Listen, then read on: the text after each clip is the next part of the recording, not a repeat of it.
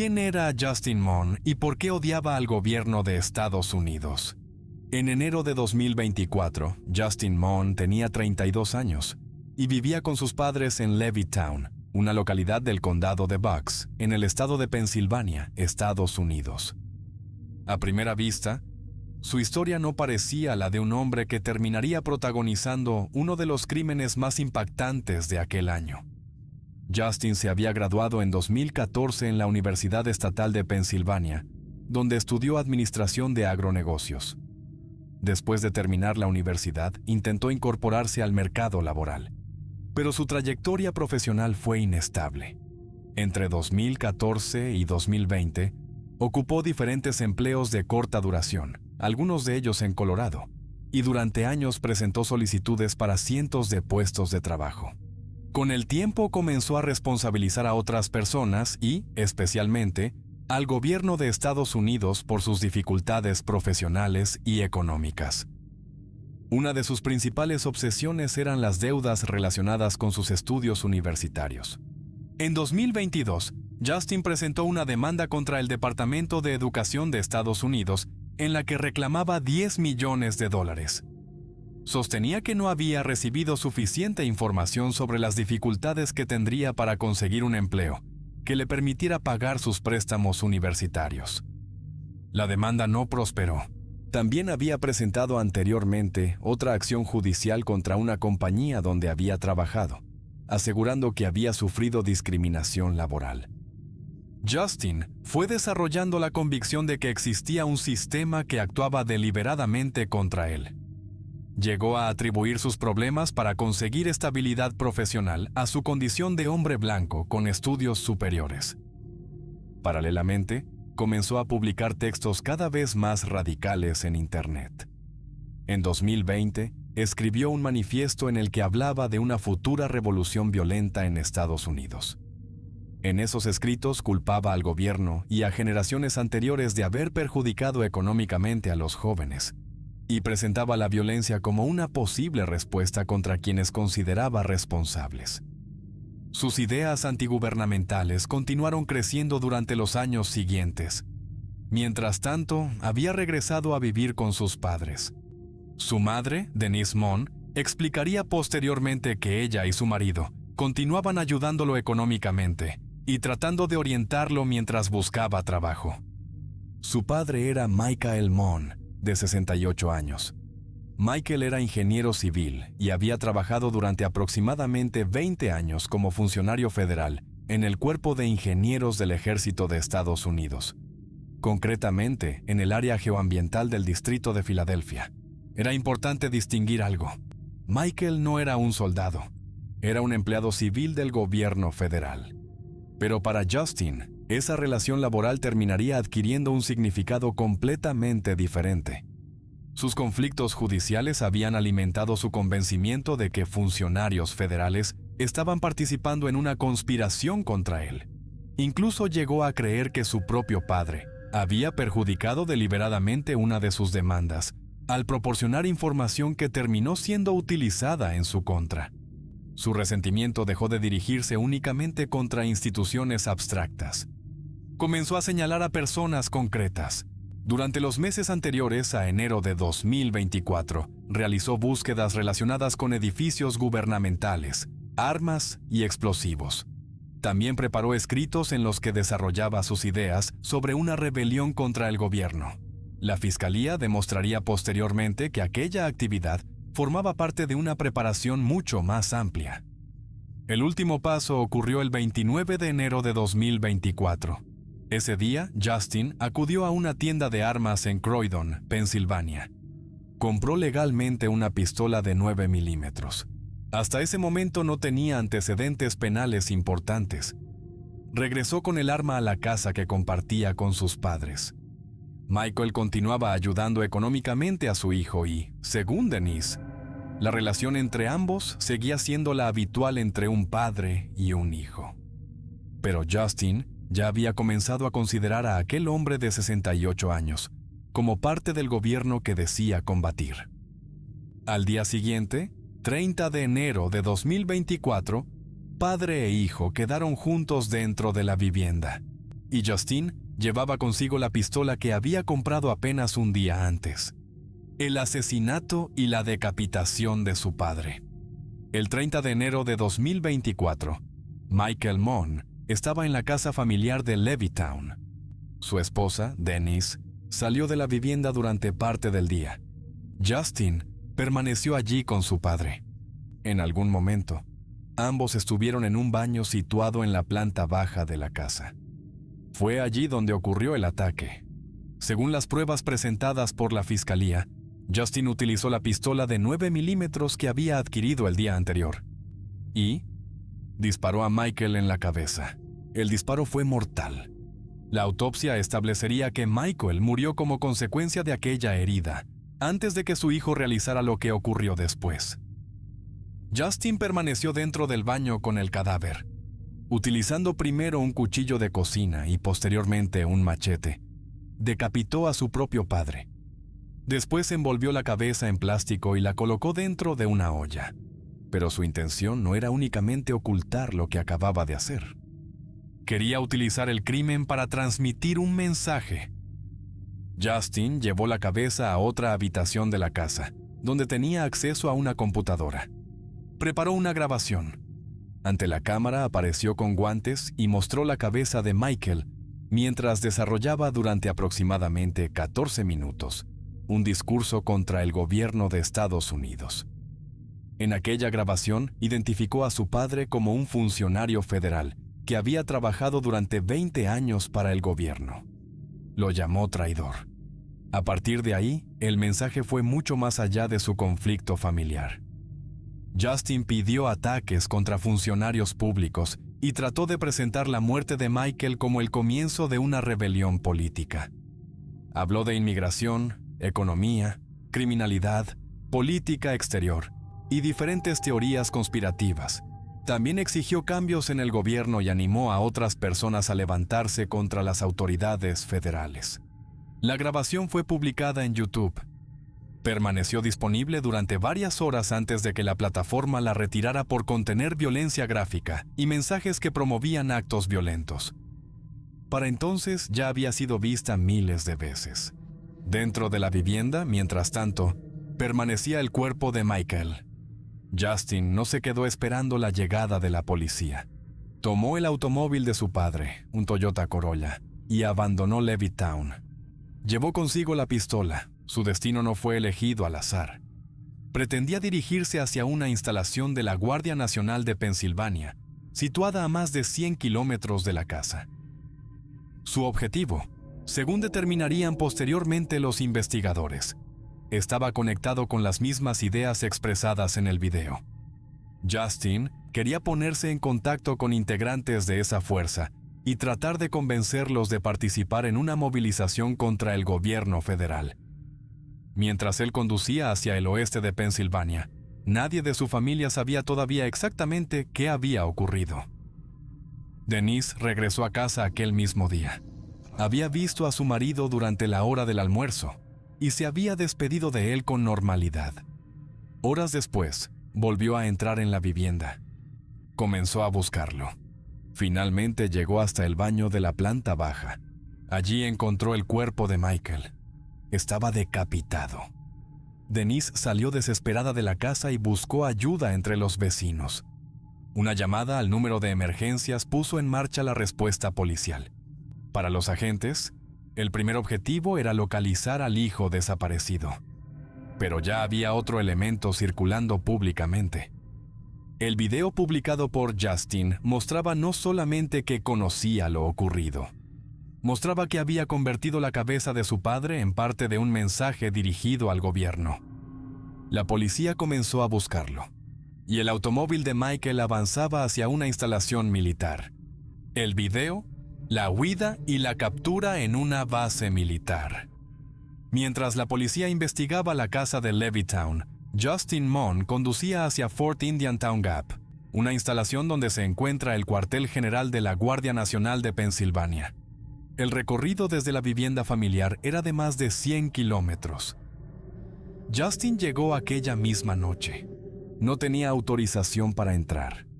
Según las autoridades, saltó una cerca de aproximadamente 6 metros de altura y accedió a la instalación. Su intención era conseguir contacto con responsables de la Guardia Nacional e intentar convencer a sus miembros de participar en su proyecto contra el gobierno federal. Los agentes de seguridad lo localizaron. A las 9:25 de la noche, fue detenido. Todavía llevaba consigo una pistola de 9 milímetros cargada. Era la misma arma relacionada posteriormente con la muerte de Michael. La captura evitó que pudiera continuar avanzando dentro de las instalaciones, pero los investigadores encontraron algo más. Justin llevaba una memoria USB. Cuando analizaron su contenido, descubrieron fotografías de edificios pertenecientes al gobierno federal y aparentes instrucciones relacionadas con la fabricación de explosivos. Ese material dio una nueva dimensión al caso. Ya no se trataba únicamente de investigar la muerte de Michael. Había indicios de que Justin llevaba tiempo elaborando planes relacionados con ataques contra instituciones públicas. La investigación digital permitió reconstruir parte de aquella preparación. Había buscado información relacionada con planos de edificios federales y métodos para fabricar artefactos explosivos. También había investigado cuestiones mucho más directamente relacionadas con un homicidio. Si una bala disparada por una pistola podía atravesar un cráneo, cómo adquirir rápidamente un arma y otros aspectos relacionados con el uso de violencia. Los investigadores encontraron además escritos en los que desarrollaba una especie de plan de combate. En ellos aparecían instrucciones y referencias a diferentes métodos de ataque. Ese material resultaría importante para la fiscalía, porque permitía argumentar que lo ocurrido no había sido simplemente una reacción improvisada dentro de la vivienda. Existía una preparación anterior. La investigación también examinó el contenido del video. Justin había mencionado o amenazado a funcionarios y autoridades, incluyendo personas relacionadas con el sistema judicial. En uno de los casos, llegó a divulgar la dirección de un juez federal que había participado en un proceso judicial que él había perdido. Las autoridades adoptaron medidas para proteger a algunas de las personas mencionadas. A medida que avanzaban las diligencias, los cargos contra Justin aumentaron. Inicialmente había sido acusado de asesinato en primer grado, profanación de cadáver y posesión de instrumentos utilizados para cometer un delito. Posteriormente se añadieron acusaciones relacionadas con terrorismo, amenazas, armas, robo y entrada ilegal en una propiedad restringida, entre otras. El caso adquirió entonces una característica excepcional. La fiscalía sostenía que el objetivo de Justin no se limitaba a matar a su padre. Según la acusación, había utilizado la muerte de Michael para intentar intimidar a funcionarios federales y provocar una rebelión contra el gobierno de Estados Unidos. Mientras permanecía detenido, Justin continuó escribiendo. Envió numerosas cartas a políticos, figuras públicas e incluso representantes extranjeros.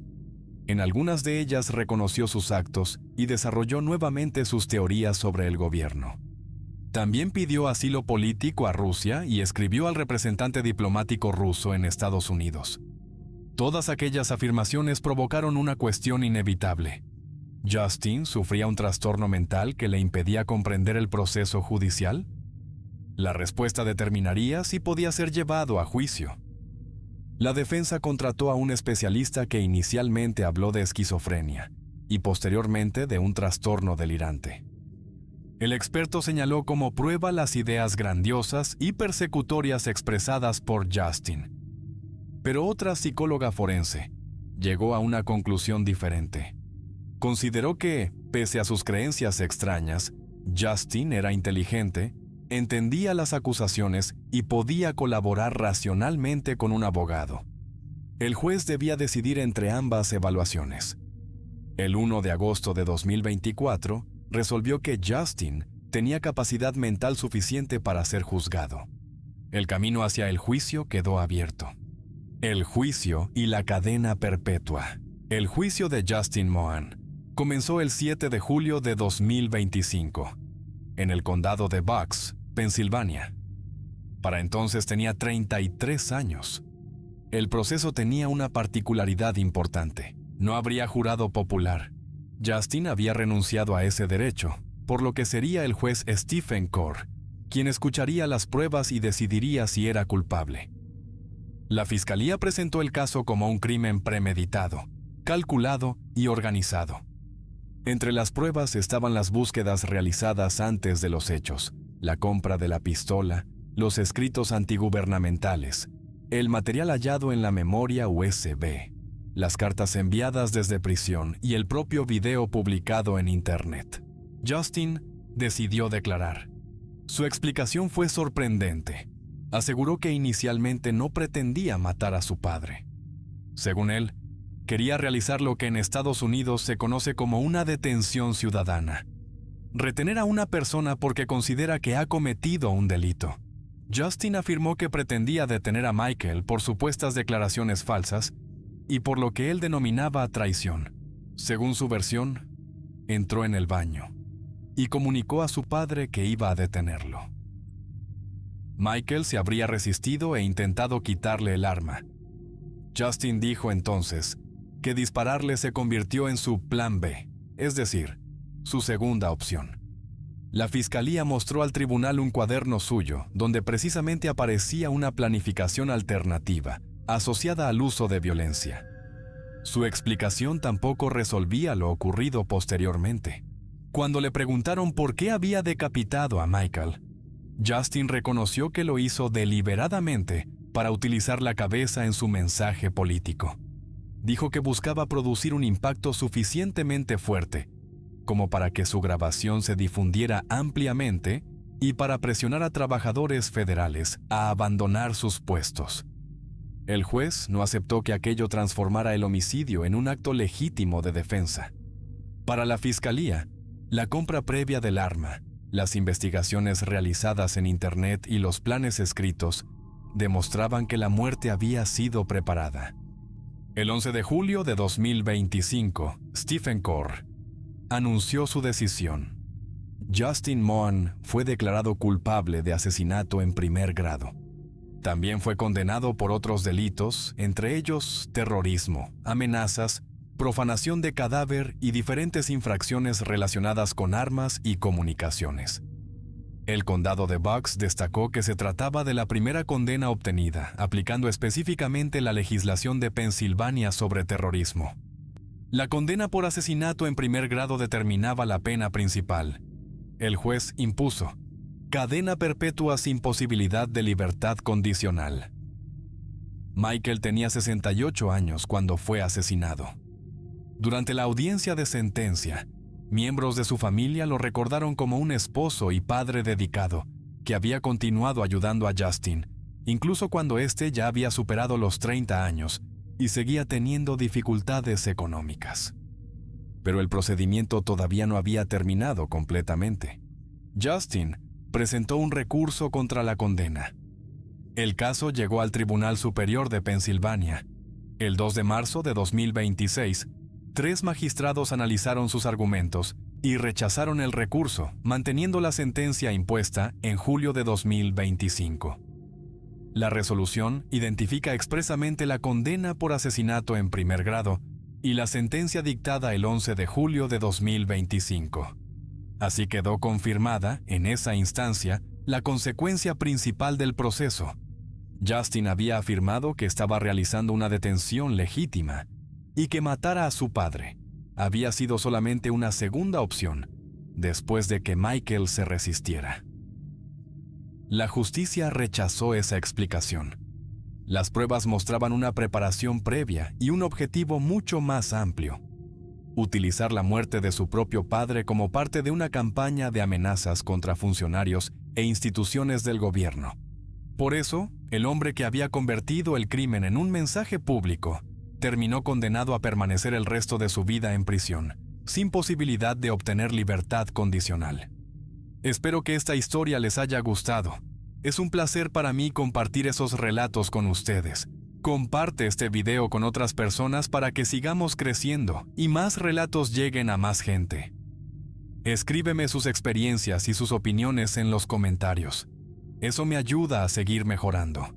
Si el video les gustó, por favor, no duden en escribirse y darle me gusta. Muchas gracias y un saludo nada cordiales a todos. Nos vemos hasta la próxima.